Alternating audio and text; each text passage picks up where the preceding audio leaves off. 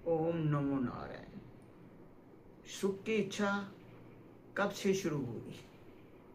सुख स्वरूप होता हुआ भी ये बाहरी इच्छा इस जीव में कब पैदा हुई, क्या आप जानते हो? जब जीव पैदा होता है तो उसको कोई सुख की लालसा नहीं होती, परंतु जब 4, 5, 6 साल का होता है कुछ वस्तुएं पैसे से खरीद लेता है। तो जब कुछ वस्तुएं उसको प्राप्त होती है तो उसको धन की, सुख की इच्छा बढ़ती है। तब वो धन को एकत्रित करने लगता है बच्चा।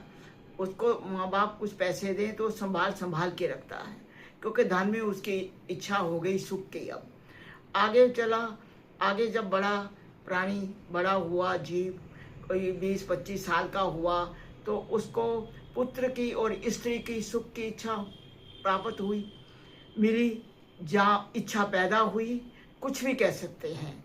क्या आप जानते हैं? फिर ये इच्छा उसको आगे बढ़ाती है और आगे बढ़ता बढ़ता इतना आगे बढ़ जाता है कि उस मिथ्या संसार में निवृत्ति ना करके प्रवृत्ति मार्ग पे आ जाता है कि ये जो संसार है, जो मैंने रचना की है, जो धन है, इसी में सब में सुख है। यही सुख है, मेरी इच्छा, मेरी कामना को पूरी करने वाला है और इसी में अपना जीवन को व्यतीत करूं तो मेरा जीवन की पूर्ति होगी। पर ऐसा कुछ नहीं है। अगर ऐसा होता तो ये संसार के जितने भोग पदार्थ हैं, जितने संसार है, ये आपको हमेशा सुखी रखता। जिससे जो सुख मिला था वो आपसे वियोग ही न लेता।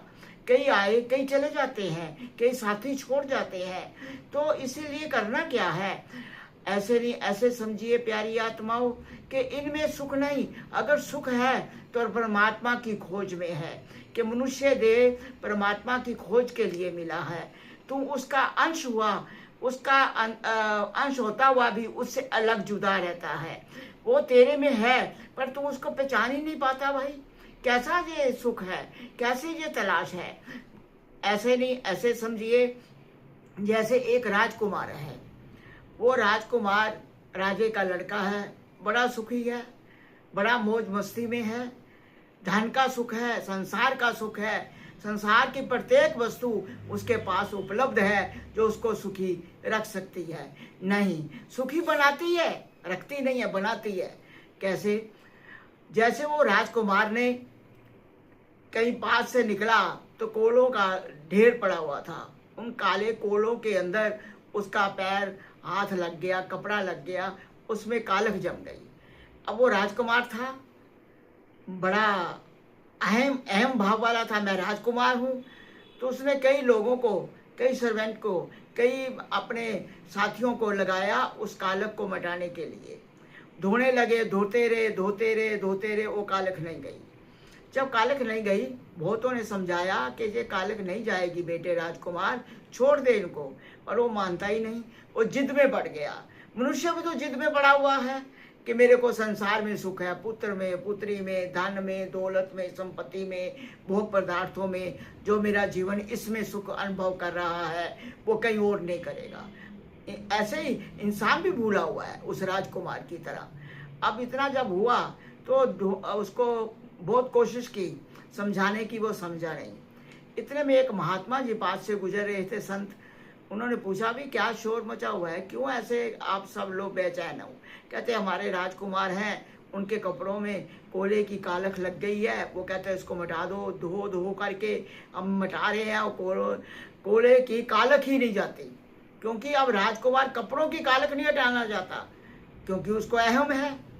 अहम जो मैं का है कि मैं एक राजकुमार हूँ। मेरा और मैं जो जीव के अंदर व्याप्त हो जाता है ज्ञानता के कारण, उसमें इतना डूब जाता है जैसे वो राजकुमार डूबा। कोले के ऊपर से कालख तो जाएगी नहीं, कितना भी पानी से धो लो। परंतु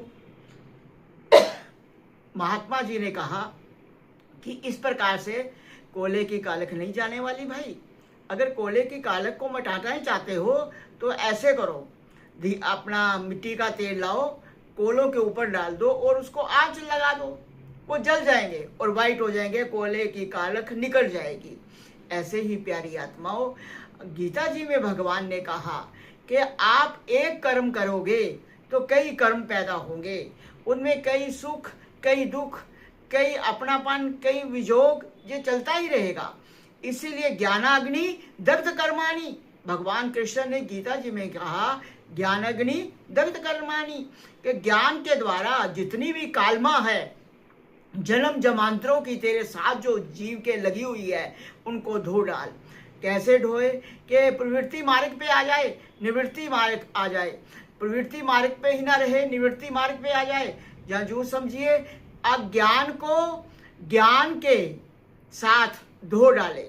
जो कालमा है मन के ऊपर, अंतःकरण पे पड़ी हुई है, मैं मेरी की पड़ी हुई है, जहाँ पे सुख की तलाश करता है, सुख की इच्छा रखता है, इच्छा पूरी नहीं होती, सुख के पीछे जितना जीव भागता है, सुख आगे भागता है।